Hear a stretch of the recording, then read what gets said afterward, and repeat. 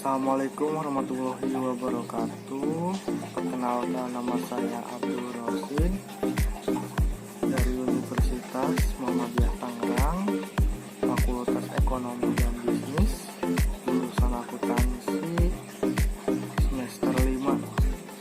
Saya di kelas 5/3.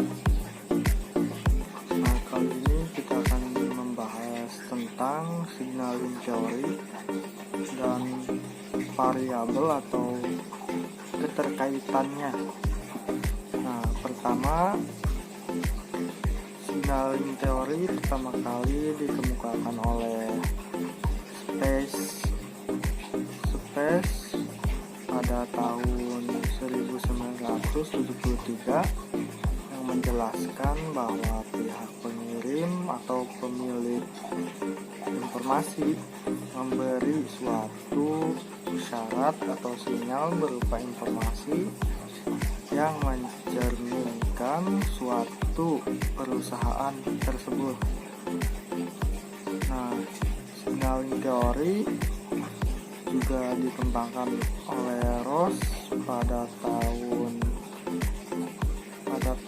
1997 yang menyatakan bahwa pihak eksekutif perusahaan memiliki informasi yang lebih baik atau lebih bagus dan lebih lengkap mengenai perusahaan yang dijalankan dibandingkan dengan investor lain. Signaling teori berkaitan dengan pemasaran seperti pemasaran saham perusahaan, yaitu dengan cara di mana signal memberikan informasi yang bagus mengenai kinerja keuangan perusahaan tersebut yang baik pada calon investor. Dan signaling teori juga berkaitan dengan pengambilan keputusan di mana investor membutuhkan signal atau informasi mengenai perusahaan yang dimana dia akan mengambil keputusan tentang perusahaan tersebut.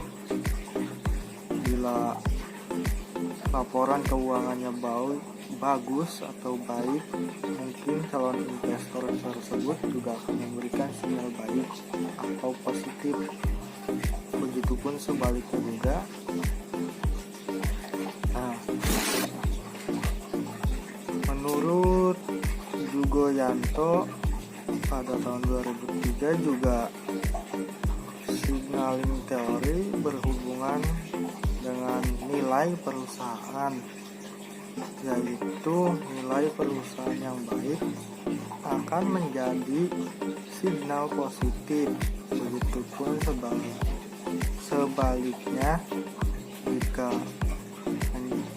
jika nilai perusahaan buruk akan menjadi sinyal buruk atau negatif kepada calon investor.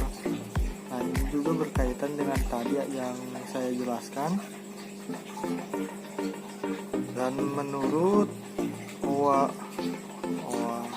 Owalabi kalau nggak salah dan Inyang pada tahun 2013, sinyal juga berkaitan dengan utang, karena sinyal juga bisa berupa utang.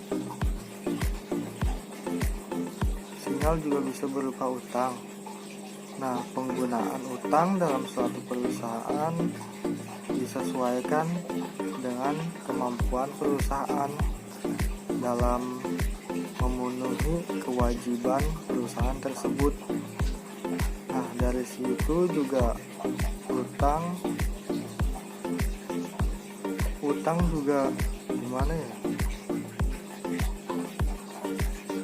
Perusahaan bisa menyesuaikan utangnya, itu kurang lebih. Signaling teori juga dapat dilihat dari perspektif risiko bisnis, di mana risiko yang tinggi bisa dianggap negatif bagi calon investor, karena pada dasarnya keinginan investor itu mencari keuntungan. Jika resiko yang dihadapinya mungkin lebih rendah dan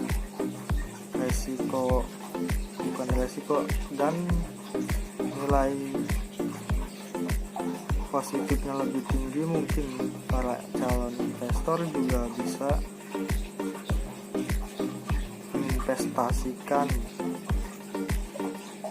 atau memberikan modal kepada perusahaan tersebut. Jadi